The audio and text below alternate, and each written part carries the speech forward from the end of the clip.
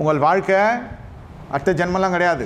ஒரு தரம் பிறப்பதும் ஒரு தரம் மறிப்பதும் நம்ம கொடுக்கப்பட்ட வாழ்க்கை. இதில் ஒரே மனைவியுடனாக கொடுக்கப்பட்ட பிள்ளைகளை, அந்த பிள்ளையை வளர்க்குறதே ஒரு ஸ்டேஜில் ஒரு பாடம் கற்றுக் கொடுக்கும் பிள்ளை. அதை வளர்க்குறதுல ஃபுல் கான்சன்ட்ரேஷன் பண்ணாலே பக்கத்து வீட்டு விஷயம்லாம் நமக்கு தெரியாது. பேசுறது கொசுப்பு காசுப்பு குசு கிசு எதுவுமே வராது. ஒரு பிள்ளையாண்டானே போதும். நம்ம கொடுக்கப்பட்ட சிலுவை அருமையான சிலுவை.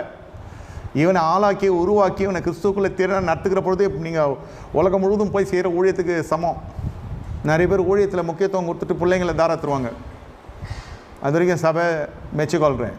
எல்லாம் ஃபேமிலியோடு வரீங்க, அழகாக நல்ல ஒரு பார்வைக்கும் லட்சணமாக இருக்குது. கூடுமானவரே 99% நீங்கள் பார்த்தீங்கன்னாக்கா பிரகாசிக்க நட்சத்திரங்கள் எல்லாம் பார்த்தீங்கன்னா பிள்ளைங்க மிஸ் ஆகிடும். கொஞ்சம் விட்டா பிள்ளை இல்லைன்றான், 2 போனோன்றான். ஏன்னா பிள்ளை துன்மார்க்கனாக இருக்கான். ஏன்? ஃபுல் கான்சன்ட்ரேஷன் வந்து அவங்களுக்கு பப்ளிசிட்டியில் இருக்குது.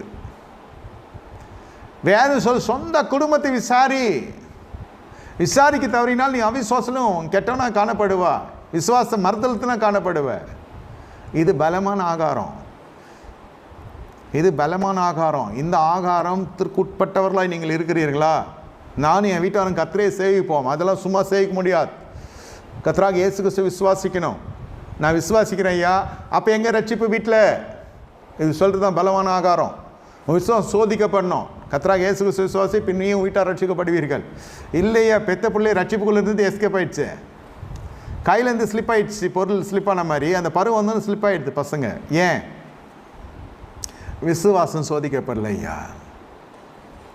விசுவாசம் சோதிக்கப்பட நான் இடம் கொடுக்கல. தேவன் வைத்த பாதையில் நான் இல்லை. நாமம் தரிக்கப்பட்டிருக்குது, செய்கை ஒழுங்காக இருக்குது, தசமாவும் கரெக்டாக வந்துடுது. அதோட போதுக்கிற ஆஃப் ஆகிடுது. எதுக்கு பொல்லாப்பு? ஜெபிப்போம், உபாசிப்போம், சரி பார்த்துக்கலாம், கர்த்தர் பார்த்துக்குவார். மிஞ்சி போனால் என்ன பண்ணுறது? என்ன காரியம் கர்த்தர் வந்ததுன்னு சொல்லிட்டு அதை க்ளோஸ் பண்ண வேண்டியதான் ஃபைலு. வேதம் சொல்லுகிறது அந்நியனுக்கு பிணைக்கப்படுகிறவன் வெகு பாடுபடுவான். லைஃப்லாம் அங்கே பிரச்சனையாது. தயவுசாதம் செய்யாதீங்க. அப்படின்னா சபை விட்டு போயிடுவாங்க. போட்டோம். சபையிலேருந்து அது பெரிய கரும்புலியாக இருக்கும். இதை பார்த்துட்டு இன்னும் 10 ஆடுகள் மாசுபட்டுரும். இந்த இன்ஃபெக்ஷன் அவங்கள தொத்திக்கும். அவன் பிள்ளைக்கு பண்ண என் பிள்ளைக்கு பண்ண மாட்டேன்னு துணிகரமாக ஒருத்தன் வந்து நிற்பான். இதெல்லாம் கொஞ்சம் செப்பனிட்டு பகுதி, கொஞ்சம் பார்த்து நடந்து கொள்ளணும். இல்லைன்னா பசக்கா எதனாலாம் பண்ண முடியாது. இதெல்லாம் காரியங்கள்லாம் செய்ய முடியாது. வாழ்க்கை அலங்கோலமாக மாறிடும். இதெல்லாம் பலமான ஆகாரம். தாங்குவீங்களா? ஏன் வேதாம் ஆசீர்வாதம் வரல? பலமான ஆகாரம் இல்லை.